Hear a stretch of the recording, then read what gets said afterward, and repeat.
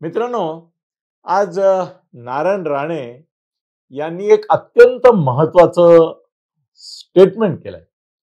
ते असं म्हणाले की महाराष्ट्रामध्ये भारतीय जनता पक्षाने 288 जागा लढवाव्यात आणि एकाही पक्षाला बरोबर घेऊ नये. शिंदे पण नकोत, अजितदादा नको, राज ठाकरे तर नकोच नको, अशी सूचना त्यांनी केली. नारायण राणे हे ज्येष्ठ आहेतच, शिवाय ते दिल्लीमध्ये आधी मंत्री होते, मोदींच्या मंत्रिमंडळामध्ये. आता ही राज्यसभेचे खासदार आहेत. मोदी, शहा, दिल्ली यांच्याशी त्यांचा वावर आहे. मला 2-3 शंका येतात, त्या मी तुमच्याशी शेअर करतोय. एकदम नारायण राणे अचानकपणे 288 जागा लढवाव्यात भाजपने असं म्हणाले, तेव्हा मला भाऊ तोरसेकरांची आठवण आली. भाऊनी 2019 साली जाहीरपणे त्याच्या एका ह्याच्यामध्ये म्हटलं होतं की फडणवीस, तुम्ही युती करूच नका शिवसेनेबरोबर.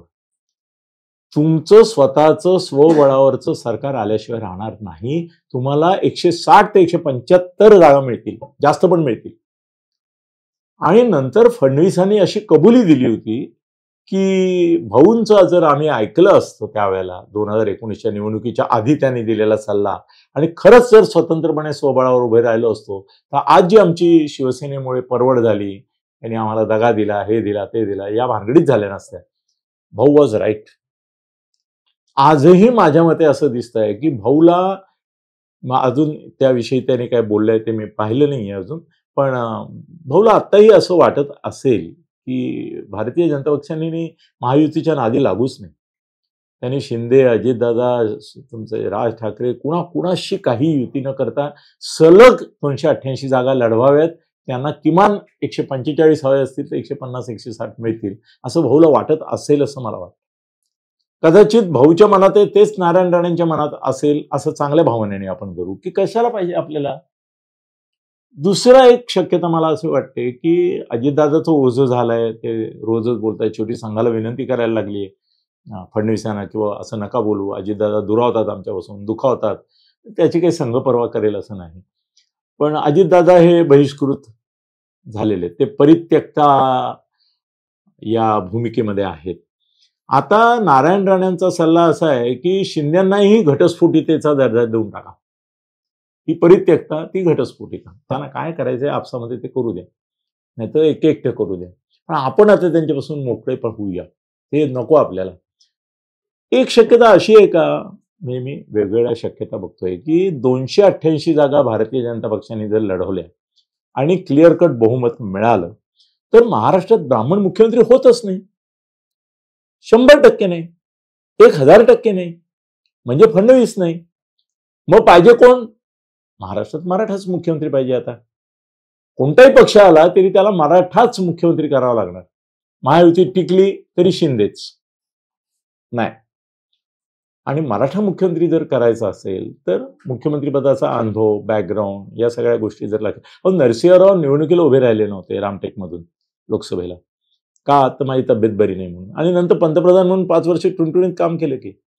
नारायण राणे यांची तब्येत वर खाली होत असते, हे होत असते, शुगरचा त्यांना खूप त्रास आहे वगैरे जरी खरं असलं तरी मुख्यमंत्री झाले की होतील ना ते पण टुणटुणीत. तर असं तर नसेल नारायण राणेंच्या मनात की 288 जागा लढवल्या आणि त्यामुळे 160 मिळाल्या तर मुख्यमंत्री आपणच होऊ, बाकी कोणी नाहीच आहे. विनोद तावडेंना महाराष्ट्राची ॲलर्जी आहे, ते म्हणतात मला नको महाराष्ट्रात त्यांची याची तयारीच नाही. आशिष शेलार ज्युनियर आहे, राहिलो कोण? विनोद तावडे आशिष शेलार हरले नाही की नारायण राणे. मग त्यांच्या मनात असं आलं असेल का की या निमित्तानं आपण मुख्यमंत्री होऊ शकतो पुन्हा एकदा, तर नकोच. मग शिंद्यांच कसं आहे, शिंद्यांना कमिटमेंट आहे कोणाची? अमित शहाची, की तुम्हाला पुन्हा मुख्यमंत्री करू. ती फडणवीस मानायला तयार नाही. आता तो संघर्ष चालू आहे, आपण बघतोय. पण जर घेतलंच नाही बरोबर आणि स्वतंत्रपणे लढले तर फार तर लोक थोडे दिवस टीका करतील की बा हरियाणामध्ये जसं ह्याला पंजाबमध्ये अकाली दलाला केलं, इकडे याला केलं, तिकडे त्याला केलं, तसं दगा दिला. तसं शिंदे आणि अजितदादाला पण बघितलं, म्हटलं तसा दगा दिला. पण काय, राजकारणामध्ये निर्लज्जम सदा सुखी. म्हणा तुम्हाला काय म्हणायचं, नाही आमचं पटलं. आम्हाला असं वाटलं स्वबळावर लढावं, ज्यांनी त्यांनी स्वबळ 14 साली लढलोच होतो की आम्ही. शिवसेनाही लढली होती, काँग्रेस, राष्ट्रवादी काँग्रेस सगळेच लढले होते, नाही का? तर परत एकदा लढू. शिंदे त्यांच्या बळावर येतील, अजित त्यांच्या बळावर येतील, पवार त्यांच्या बळावर येतील, किंवा त्यांचं राहिलं तर राहिलं, आमचं तुटलं म्हणून काय बिघडत नाही, आम्ही आमच्या बळावर येऊ, मग पाहिजे तर निवडणुकीनंतर असं तेव्हाच बोलतील. निवडणुकीनंतर काय व्हायचं ते कॉम्बिनेशन करू आपण, गरज पडली तर. पण असं असू शकतं की राण्यांना असं वाटतं की फडणवीस तर काय होत नाहीत ब्राह्मण असल्यामुळे, तर शक्यता अशी की आपण हे होऊ. आणखीन एक असं चर्चा आहे म्हणून मी तुमच्या कानावर घालतो, शेअर करतो, की मराठा लॉबी जी आहे महाराष्ट्राच्या राजकारणातली पण आणि भाजपमधली पण, ती सध्या फडणवीसांच्या विरुद्ध जी काही एक काय म्हणू करेक्ट कार्यक्रम करण्याच्या मागे आहे, त्याच्यामध्ये नारायण राणे यांना महत्व मिळू शकतं किंवा मिळालं पण असेल. किंवा नारायण राणे स्वतः बोलतील का असं की 288 जागा लढवण्याची कल्पना नारायण राणे स्वतःच्या मनाने मानतील का? मला डाऊट आहे.